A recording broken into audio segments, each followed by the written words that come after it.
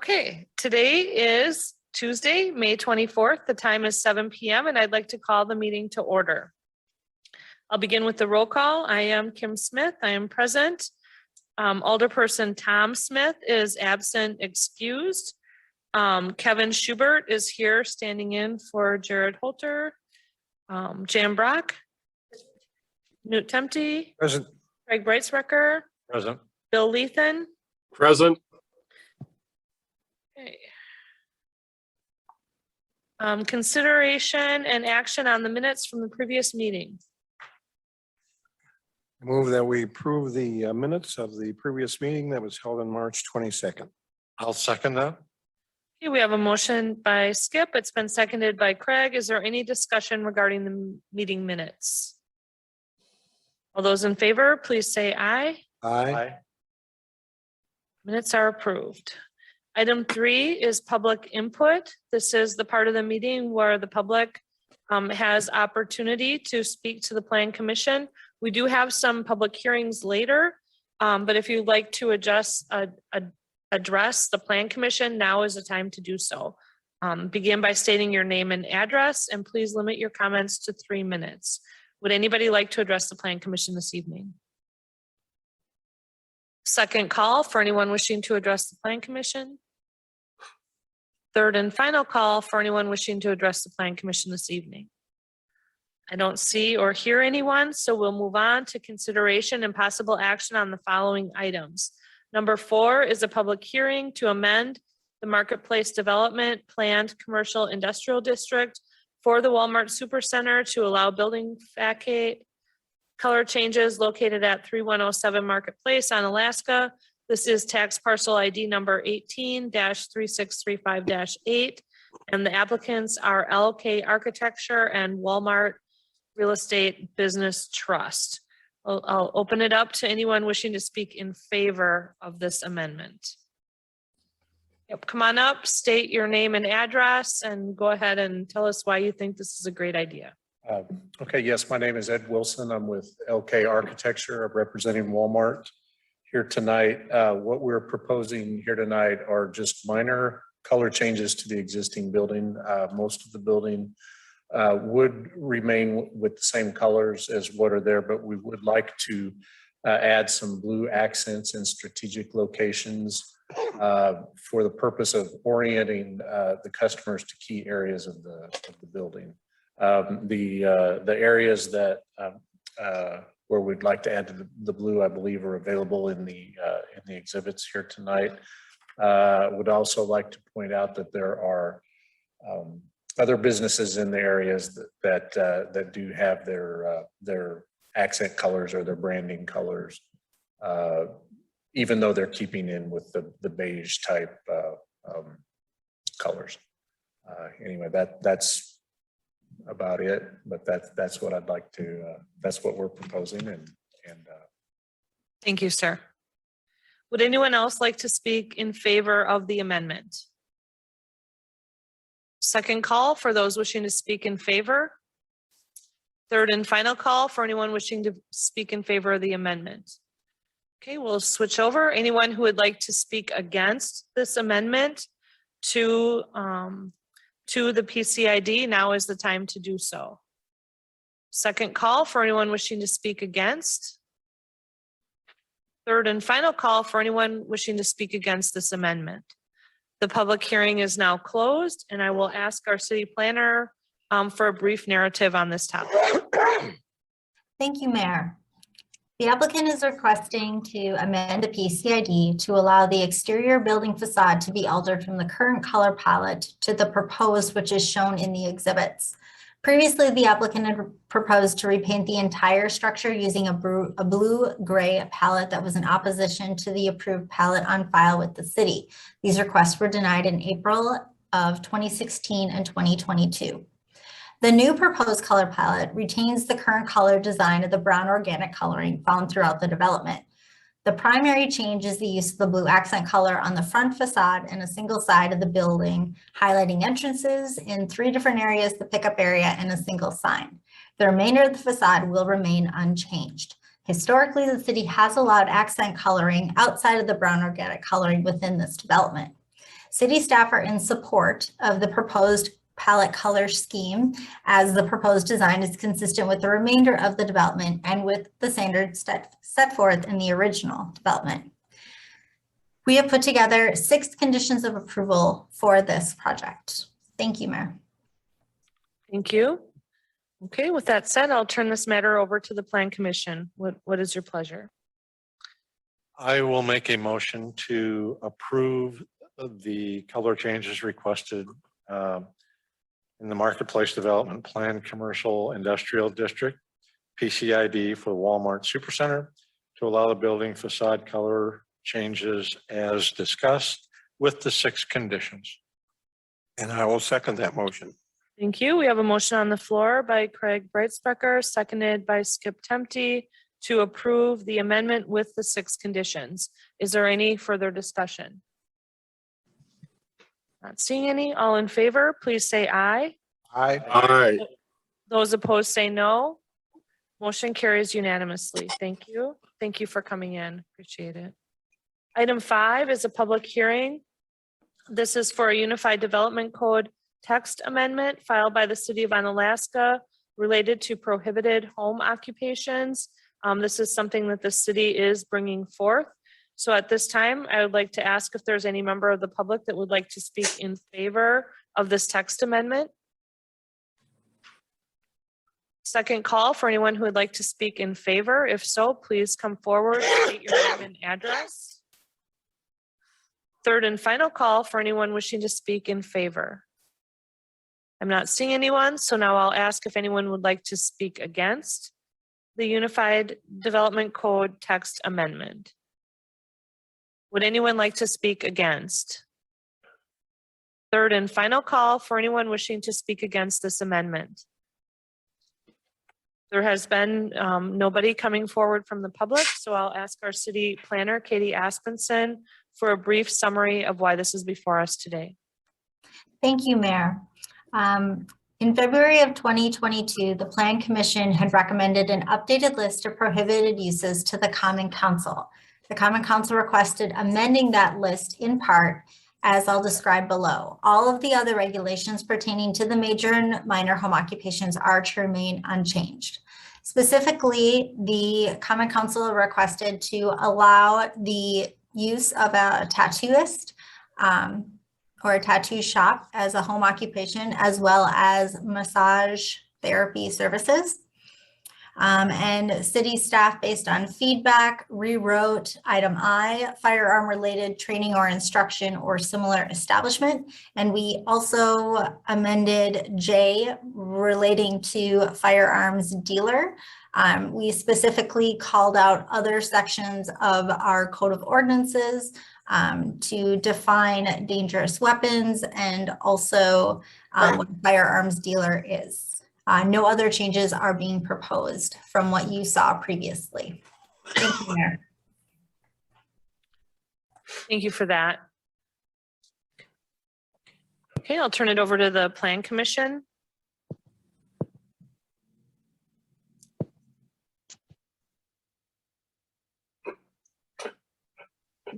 I will make a motion that that we approve the alteration to the Unified Development Code related to prohibited home occupations as presented by staff. I'll second that motion. Thank you. We have a motion by Craig and seconded by Skip to approve this Unified Development Code text amendment as described. Is there any discussion? Jan? I just have, I don't know, I'm going to play devil's advocate here. We talked about this before, but will we ever have a complete list or should we just have parameters?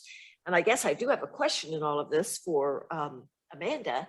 And that is, oops, sorry, that is, what if someone would come in with, I don't know, I really tried to think of one last night, but I couldn't, but I'm sure it'll pop in my head soon. But a business that we truly did not want, and it wasn't listed here, nor was it listed in any of our other codes that, you know, businesses in residential areas or transitional business. What would happen, you know? I mean, we can always do a text amendment to amend the code. We can, you know, in some cases, it depends on, you know, that would have to be an allowed use under all the other zoning requirements. And so, but that is a potential that could happen. Good. Mayor? Yes.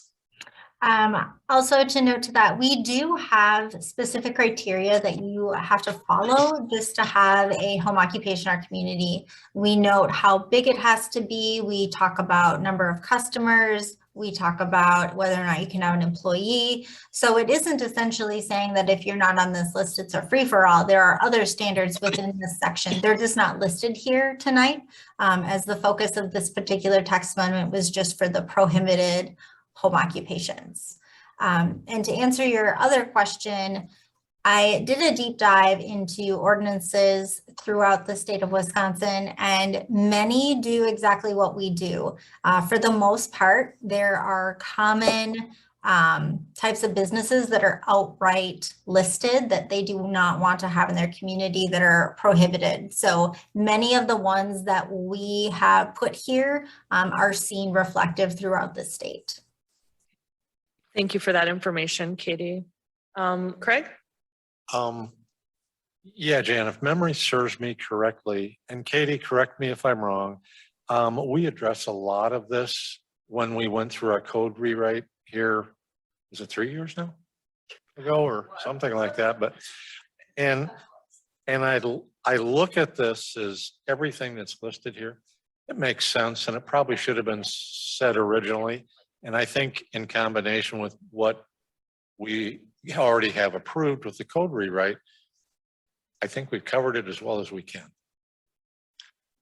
Jan, go ahead. There are just a lot of things that, you know, you think about it when we were in college or whatever, occupations now that weren't even thought of then, I'm sure that they could. I suppose we can always amend this and add it to it. So, I mean, I don't have any problem with this.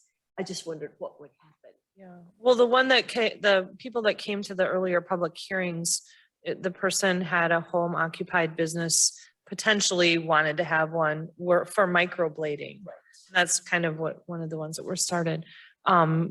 Attorney Amanda Jackson? I think just to go back to your original question, Jan, in looking at the list too, I mean, to Mayor Smith's point, you know, microblading was not something that we had thought of because you're constantly having kind of new ideas and new home occupations. So I don't think any list we have at any given time is probably going to be exhaustive. This might be one of those code sections that will have to be just reviewed periodically because times change, occupations change. And I think that the world is changing in the sense that we're seeing more home occupations and people wanting to have these kind of home-based business than maybe we have in the past. Okay, Craig? Amanda too, and Katie, one of the things I know in the, well, it's getting close to 2 decades now that I've been here, but I think we've started to do a lot more analysis, you know, on staff's part, as far as with changing times comes changes in the codes. And I think we've done a pretty good job of keeping up with that, especially recently. So, and I think it's only going to keep going that way. So. Okay, thank you for that. Any other discussion? Katie, do you want to add anything else? No, thank you, Mayor. The voice from above. You startled me when you, because like I can't see you raising your hand or anything. So you have to just step in if you do need to say something. You too, Bill. Okay. Okay, so let's vote on this then. All those in favor of updating this, please say aye. Aye. Those opposed, say no. Motion carries. That's been a lot of staff work for the last few months. So nice to have that one almost done in the home stretch. Item 6, 4th addition to the Country Club Estates final plot application containing 17 residential parcels at the end of Emerald Valley Drive. These are tax parcel ID numbers 18-3566-100, 18-3566-101, 18-3566-500, and 18-4479-0. The applicant here is Elmwood Partners Limited Partnership. Katie, do you want to introduce this item? Thank you, Mayor. This final plat request is to facilitate a development with 16 residential parcels north of existing residences on Emerald Valley Drive, which would wrap around the La Crosse County Golf Course on the western and northern side. All of the parcels are to contain single-family residential dwellings, which is consistent with the existing development to the south, the previous Country Club Estate additions. A PUD was approved in 2021, allowing special setbacks for the residential properties. If the final plat is approved, approval will also be need to gain from the Department of Administration. City staff have put together 26 conditions of approval for this development. Thank you. Thank you. With that said, I'll turn this matter over to the Plan Commission.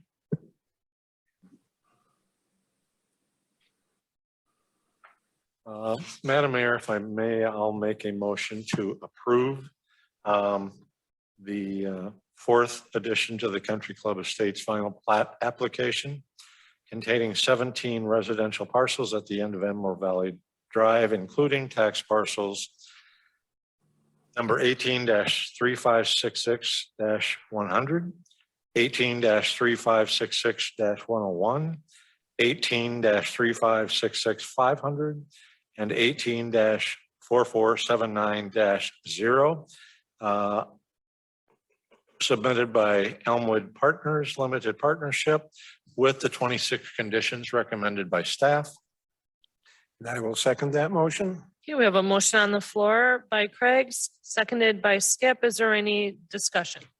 I have one question. Go ahead. Back in the original layout of Emerald Valley, there was supposed to be a second entry rather than just have the one Marco Road. Whatever happened to that second entry towards French Road?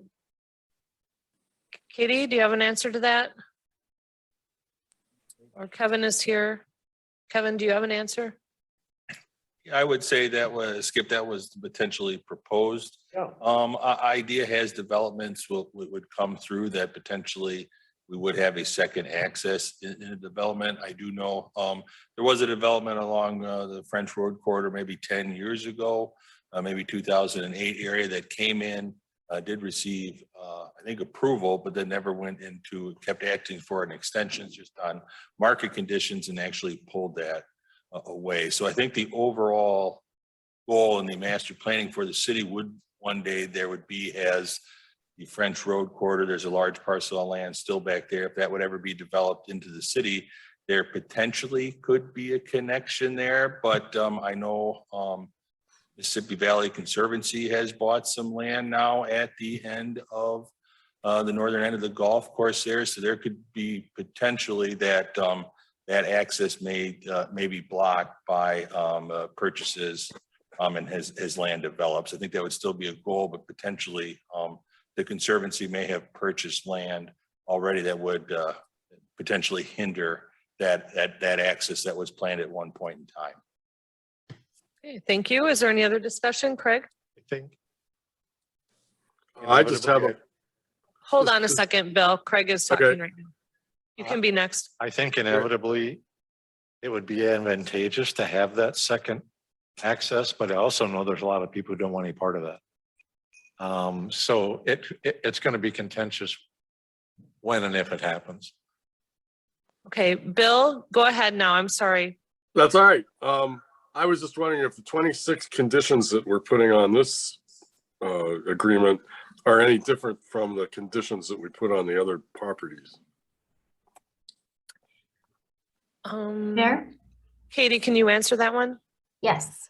So the bulk of these conditions of approval are what we had on the preliminary plat that was previously approved by the city. There have been some minor modifications by staff, but these are standard conditions that are placed on developments like these, especially in the Bluffland area. You'll see notes about PSI and water pressure and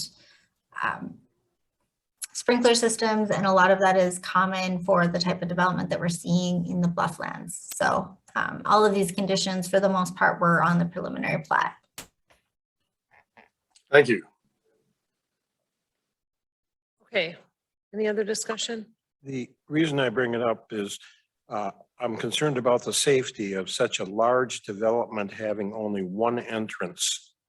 I think this is quite dangerous, and that's the only reason I brought it up. Thank you. Jan? I don't, just to update you, I thought, don't quote me on this, but is that French Valley? Was that the development? Okay. I thought I saw that parcel of property is for sale. So maybe they're going to sell it and maybe there will be development there sometime. I don't know. Okay, any other discussion? Okay, the motion on the floor is to approve with the 26 conditions. All those in favor, please say aye. Aye. Aye. Those opposed say no. Motion carries unanimously. Thank you. Thank you, everyone. Item 7, discussion and possible action for a unified development code text amendment related to a downtown parking overlay district. We have a handout in the back. Katie, are you addressing that? Aaron will actually be leading this discussion this evening. Okay, I'm sorry. I can't tell who's online. So, okay, welcome, Aaron. This is Aaron Duffer. Hi, thank you, Mayor. Can everybody hear me okay? Yes. Yes. Okay, wonderful. So we've had several discussions thus far about parking reduction strategies. So to give background, in the fall of 2021, our planning department hired HKGI to assess and review our downtown parking utilization. And then from there, we determined a study area, and then a memo was presented from HKGI at the December 2021 Plan Commission meeting in regards to the utilization study. And just for reference too, in your packet, there's a map of the parcels that are in this downtown core area, which is 4 blocks, both sides of Main Street between 2nd and 4th Avenues, as well as the Great River Landings and southern parking lots. And again, that's in the map below. And at the March 2022 Plan Commission meeting, the Planning Department was directed by the Plan Commission to propose language for a new downtown parking overlay district. And this is what we will be discussing today. So just for a background of a reduced off-street parking minimum definition, off-street parking minimums are ordinance requirements for businesses and residences to provide no less than a certain number of vehicle parking spaces that are off-street on their property. The current minimum requirements in the city's Unified Development Code, UDC, varies by type of principal uses and zoning districts. In addition to talking about reducing off-street parking minimums in an parking overlay district, we did want to also mention that there will be additional options to couple with reduced off-street parking overlay district that we can discuss as an ongoing thing within the city and within our department. And that includes increasing wayfinding signage, promote downtown employee parking in the public parking lots, promote off-street parking and shared parking agreements between businesses, and increase enforcements of existing 1 to 2 hour parking requirements in our downtown core. So then we also did, in addition to looking at our off-street parking overlay district and drafting some language for those amendments, we did a study to look at what these reduction calculations would look like with compliance. So currently in our downtown area, out of the 14 properties there, we only currently have 3 properties that are in compliance with our code. And so if we were to have a 20% parking reduction overlay for the downtown district, roughly 50% of those businesses would be brought into compliance, and that could happen automatically, which is about 7 properties. If we were to then consider a 50% parking reduction overlay for the downtown districts, approximately 57% of the businesses would be brought into compliance, which is about 8 properties. So not a big substantial difference. And then in addition, if to consider a 75% parking reduction overlay for the downtown districts, approximately then 80% of the businesses would be brought into compliance, which is about 11 properties, which is kind of a substantial difference between 50% to 80%. So I do want to mention too that these estimates that we looked at are complete rough estimates. They were done by studies of our department and as well as HKGI, and as different businesses uses can change, those percentage and utilization numbers could also change. But this is just to give an example of what our current amendments could look like to change compliance currently as of today. And then also if Katie wants to hop in too, we drafted some ordinance amendment language that we can talk about with these 25% and 75% and 50% rules. I guess I will stop too if anybody has any questions before we move forward. Okay, do you have any questions for Erin before we go to the next part?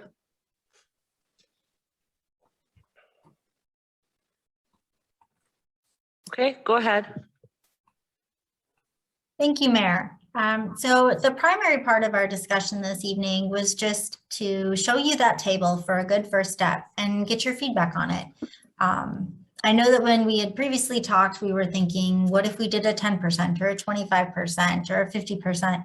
So the text language that's actually included in the code would be the way of a new overlay district.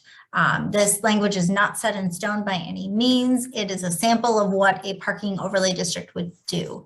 So to just briefly walk you through it, we say the applicability, what properties would be allowed to participate within this district, which falls back to the map that Erin made. You have to be an owner to do so. And then we include review standards. We want to look at all of the existing and proposed uses within a property, and then to see how many parking stalls they would be required to have. And then they would have to provide data to the planning department and also the engineering department to look at what is the current availability of off-street parking, what is the proposed parking, are there any parking agreements? So it would be done on a site-by-site basis. And we can always ask for additional information as needed. What we did with the D is the parking reduction request amount. So right now, the way it's written is that there's a parking reduction level 1, which is very similar to a minor PUD amendment. So minor PUDs allow the city staff and zoning administrator to look at the request. So that's what this is referencing. So a parking 1 reduction would be an applicant would come to the zoning administrator in the planning department, and city staff would be able to give that up to a 25% reduction. And this obviously would be factoring in the engineering department, looking at traffic flow, looking where people are parking, that would help staff make that decision. A parking reduction level 2 would have to come forward to the Plan Commission and Common Council, and we would require a public hearing. In this case, the way it's written is that it would allow up to a total of 50%, excluding residential. So we want to make sure that if you have a residential use, we want at least 1 parking stall per unit. And so the only reductions that would be allowed to occur would be for the commercial portion of the property. So the development summary table is essentially stating that you would have to meet with staff, whether or not a public hearing would be required, and who would ultimately make that decision, either administratively via staff or with the Plan Commission and Common Council. The last section is more administration as to what process occurs that an applicant would go through. And it's very similar to the previous language. This is just following the process and procedure that we have elsewhere in the UDC code. So a couple topics for discussion tonight. One being, what does this data say to you? Do you think that allowing a 25% reduction to gain 50% compliance is sufficient? Is that good? in that case, we would look at it from two options. Is that something that we could consider that we could just automatically give to any business within the district? As there's only 14 properties currently within that area, to be able to say that half of them would automatically become compliant, that's a really big hit for our downtown. It would make resale easier in the future. If someone wanted to sell and put in a different business, they would not be considered non-conforming. And we would work with businesses to educate them on what this would mean. So anyone that's not in conformance today, they are grandfathered in, they are allowed to operate. Mainly because when the new code came in, we changed many of our parking requirements and restrictions. So the other option is, would you want to see a 25% reduction come forward to the Plan Commission, or do you want that to stay with staff, or are you interested in that being strictly automatic if a property owner wanted to use it? So just looking for some feedback from the Plan Commission based on the data presented to you this evening. Thank you for that description, Katie. Is there any input or comments, questions from the commissioners? Okay, so everyone says lots. Who wants to start? Craig? I'm really torn on this whole thing.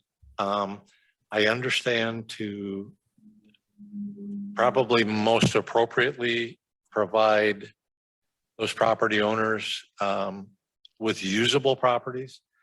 I think it's necessary to probably make some adjustments.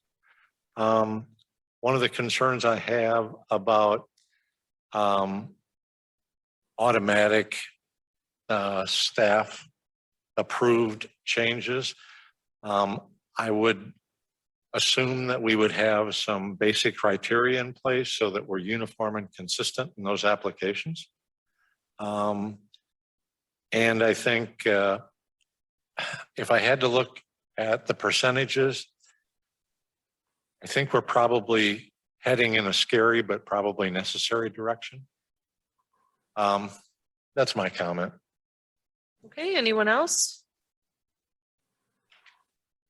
Well, I think this is Bill Lethan. I think what we should do would be one where it includes a public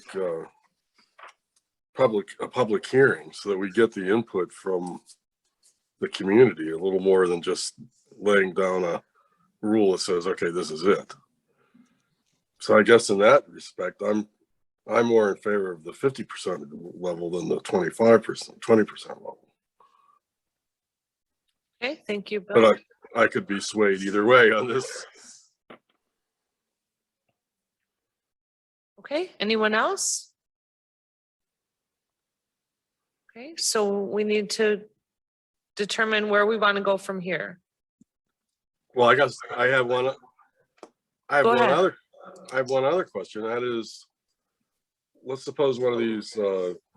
Let's suppose we do take it up to 8 or 11 that are in compliance, but we still have 3 more that aren't. Then those guys go to change their businesses because they're not grandfathered in. What happens next for them? Mayor, Katie, I can address those questions. So for a start, we are going to do a public hearing. We absolutely will have one. It is our intent to invite all of the downtown to provide feedback on this.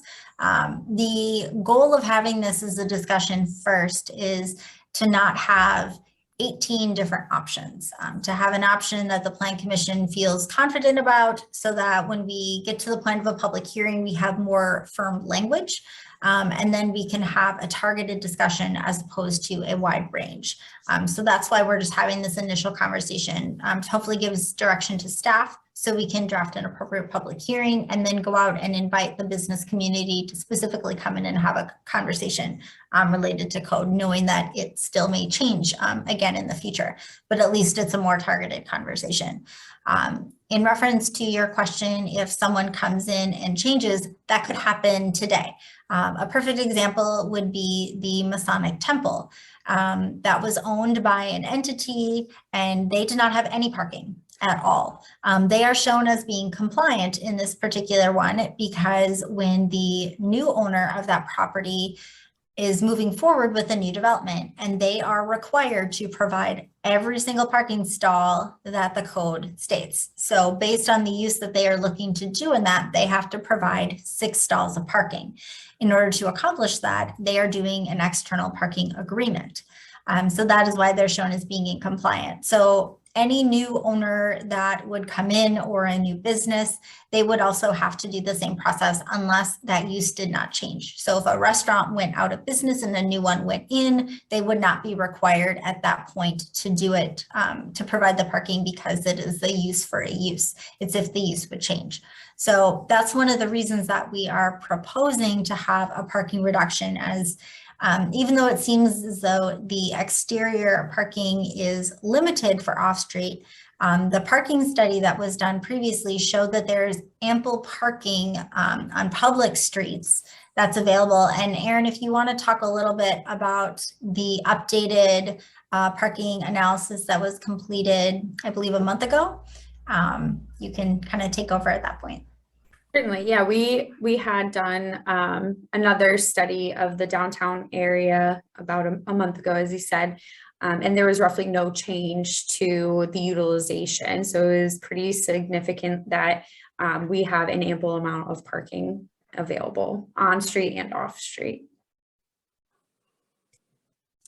So with that, it goes back to the conversation of redevelopment. If our goal is to have storefronts that are not vacant, that have businesses that are active, and we have ample street parking available, doing a 25% reduction, while it may seem like it's very large, would actually be a big help, and it would bring more people into compliance with our current code. So this is a redevelopment tool that the city could use in an effort to keep our main street viable. Thank you, Mayor. Thank you. Okay, commissioners, any other comments, questions? Craig? I'm willing to start at the 25% because I think flexibility needs to be built into this a little bit better. I would be adamantly opposed to an automatic 50%, just based on, what somebody feels at the time. I think that would involve a lot more scrutiny. But I think the direction outlined by staff here probably is a good place to start. Okay, Skip? A problem here is you have an area that has evolved into something that was not intended.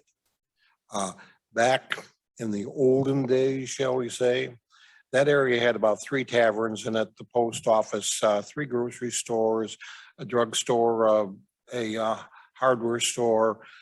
There was a dairy, there was a flower shop, there was the county library, all those things.